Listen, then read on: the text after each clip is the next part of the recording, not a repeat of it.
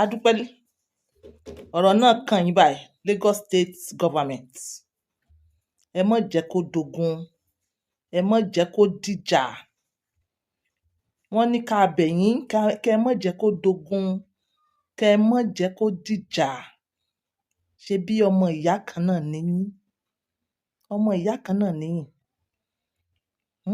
ẹ ní kẹ́ ẹ má jẹ́ kó dogun kẹ́ ẹ má jẹ́ kó dìjà àwọn tálákà wá ara yín wọ́n dẹ̀ ní ká tún bẹ̀ yín pé bí wọ́n ṣe ń fìyà jẹ àwọn tálákà àwọn transporter pẹ̀lú unnecessary billing wọ́n ní èyí ò gbé kan ọbẹ̀ kí ni wọ́n pè ẹ bá mi parí ẹ̀ pé àwọn ń san exorbitant money Union of Transporter àbí kí lẹ̀ ń pè wọ́n lẹ́kọ̀ọ́ wọ́n gbé ẹ̀sùn wá wọ́n ní èyí tí wọ́n ń jà fún chairmanship yìí àbí state chairmanship yìí pé inú bí hàn nǹkan táwọn ṣàfẹ́ ni pé kẹ́ ẹ dákun kẹ́ ẹ ṣàánú tálákà kẹ́ ẹ ṣàánú transporter wọ́n ní ìyà ń jẹ tálákà wà ìyà ń jẹ àwọn transporter apart from owó epo wọ́n ní unnecessary billing unnecessary charges pé kẹ́ ẹ jọ̀ọ́ kẹ́ ẹ bá wa wá nǹkan ṣe sí ọ̀rọ̀ tó dẹ̀ ń lọ yìí ẹ má jẹ́ kó dìjà ẹ má jẹ́ kó dogun Lagos State is a big place kódà ẹ lè form another name fúnra yín ìyẹn kò bá àmọ́ jẹ́ president of transport union kéèyàn kan jẹ́ chairman of transport union kéèyàn kan jẹ́ state deputy of transport union ọ̀rọ̀ yìí lè dàbí àwàdà bẹ́ẹ̀ just the fact ẹ wá places for yourselves àfẹ́ wàhálà kákọ́sì kan version kan nu yín wọ́n ní kí MC Olúọmọ kó kúrò lẹ́kọ̀ọ́ kó mọ́ lọ sí Abuja kò sáyè fún MC Olúọmọ l'Abuja kò sáyè fún MC Olúọmọ l'Abuja ìdí ẹ̀ ni MC Olúọmọ èmi ò wáyé bá wa tẹ́jú yín mọ́lẹ̀ o èmi wáyé bá wa sọ the fact tó yé yín mi ò sì gbè lẹ́yìn anybody iṣẹ́ tí wọ́n rán àwa làwa ń ṣe torí tí èèyàn kan bá ti complain lórí social media ó di dandan kí àwa tá à ń jà fún mẹ̀kúnnù ká fẹnu sí you understand èmi ò fi kì í ṣe pé bí mo fi gbogbo taratara gba ti MC Olúọmọ especially lórí story ó ń gbàyàwó níyàwó lórí story ó ń gbàyàwó níyàwó yẹn I thought it's a lie màá mú voice kan wá tó confirm ẹ̀ ní àwọn tó ọjọ́ ń ṣiṣẹ́ lẹ́kọ̀ọ́ yẹn wàláì tí mo gbọ́ ọ̀rọ̀ yẹn lọ́dọ̀ Gistlover mo ṣe bí rọ́ ni àmọ́ confirming it from two different people tó ọjọ́ odò èkó yẹn ó yà mí lẹ́nu so èmi ò fi gbogbo tara gba ti MC Olúọmọ lórí pé ó ń gbàyàwó níyàwó MC Olúọmọ ẹ bá wa wá nǹkan ṣe sí àárín yẹn ṣé wọ́n bà yín lórúkọ jẹ́ ni wọ́n ní ẹ má gbàyàwó níyàwó as marriage counselor and that is even the reason more tí mo fi ní màá gbẹ́nu sí ọ̀rọ̀ yìí wọ́n ní ẹ má gbàyàwó níyàwó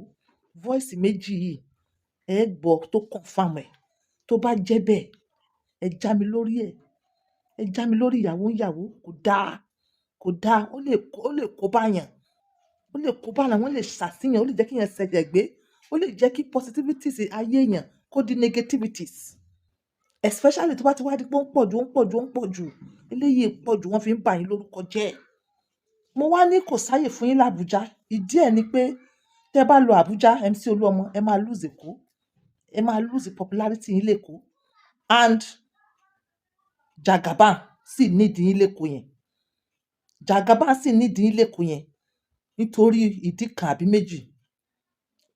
kan àbí méjì Jagaban ó sì nídìí presence yín lẹ́kọ̀ọ́ yẹn so gbogbo nǹkan tó bá gbà ó ní kẹ́ ẹ fún ṣùgbọ́n àdá ayé yìí nítorí èèyàn kan nítorí ẹ ṣe ní tòbínùbí ẹ má jẹ́ kó di wàhálà gbogbo èèyàn àwa ó wà lẹ́kọ̀ọ́ àfẹ́ wàhálà bẹ́ẹ̀ náà sì ni wọ́n complain pé àìfi ara ni wọ́n because of too much of billings so ẹ bá wa wò ó ṣe at least níwọ̀n bá tẹ́ bá gbà pé kí wọ́n fi mọ́ ṣe committee àbí union kò pọ̀ jù àmọ́ ní jojoojúmọ́ ẹ fi jojoojúmọ́ ń gba yàrá yòówù lọ́wọ́ wọ́n complain so tẹ́ bá ní kí MC Olúọmọ lọ sékòó kó lọ sí Abuja kò sá àyè fún l'Abuja MC Olúọmọ sì dààmú mo mọ̀ pé ẹ̀yin yòókù náà try a kí yín púpọ̀. MC Oluomo dààmú lórí pé kí present government Èkó yìí kó débẹ̀. Present government ti Nàìjíríà yìí, Bàbá Tinubu, MC Oluomo ó gbìyànjú, oníkálukú wa náà sì mọ̀. Ṣé ká wá fi ọwọ́ olóore báyìí, ṣé ká ojú olóore ká fi gúngi ni? Kò sáyè fún MC Oluomo lÉkòó ní Abuja. Kò sáyè fún MC Oluomo l'Abuja. Kó lọ sí Abuja láti lọ ṣe kíni? Ṣé adviser àbí state chairman transporter? Kò sí àyè níbẹ̀ yẹn fún, because Abuja, ẹ̀yin náà mọ̀ pé majority àwọn tó hold bẹ̀, they are northerner. MC Oluomo ní Abuja ó máa dàbí new. But ẹni kó lọ sí Abuja sìn, ṣé kó lọ mọ̀ sí ADC ni àbí kí ni kó lọ mọ̀ sí bẹ̀?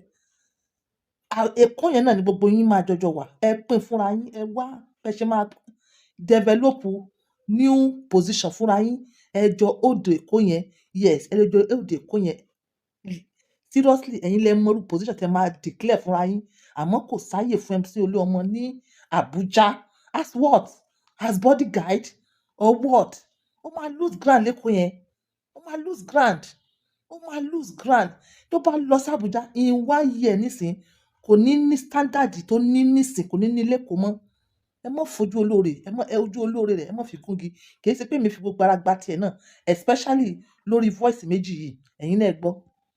Àwọn náà ti láwọn tó tún kápá àwọn tó lé wọn kiri o. Ayé tiwọn náà ti bàjẹ́ o. Gbogbo ṣíàmà tó jẹ ṣíàmà party after party. Àwọn ṣíàmà gbàyàwó. Àwa lè rí tiẹ̀ yìí lẹ̀ lè rí o. Ẹ̀ẹ́dẹ̀ ní rí. Ní máa ṣẹlẹ̀ sí ọ̀rọ̀ wa ó kù sí lọ́ba yìí, ẹ̀kẹ́ tó lọ ẹ̀kẹ́ dá sí ọ̀rọ̀ yìí. Ọ̀la Monday, ọ̀la sọ́túnla tó tún bá bọ̀ wàhálà má bàa ṣẹlẹ̀ la ṣe ń pè ní sàkéèsì. Torí wàhálà ti fẹ́ ṣẹlẹ̀ gidi gan. Olúọmọ, olú ẹran, ó ti fẹ́ dá wàhálà lẹ̀. Ọ̀gá máa kó dá wàhálà lẹ̀ o. Ẹni kò ní ráàkì kankan Lagos State mọ́ o. Kò ní ráàkì kankan Lagos State mọ́ o. Number 1 àrífítẹ́jì ọ̀pọ̀ kò ní ráàkì ni pé ẹ gbogbo egbò tá à ń dì. Kò wú kò gbóṣojú rí o. Àbí kó pẹ́ àwọn oníyàwó máa ṣẹlẹ̀ sí. Àwọn èèyàn lọ́rọ̀ lèmi náà wá o. Torí èmi náà bínú sáwọn kan. Torí ẹjọ́ tó lọ́hùn, wọn ò fẹ́ wàhálà l'Ékòó. Lẹ́yìn náà, ẹ wá gbọ́ voice kan tẹ́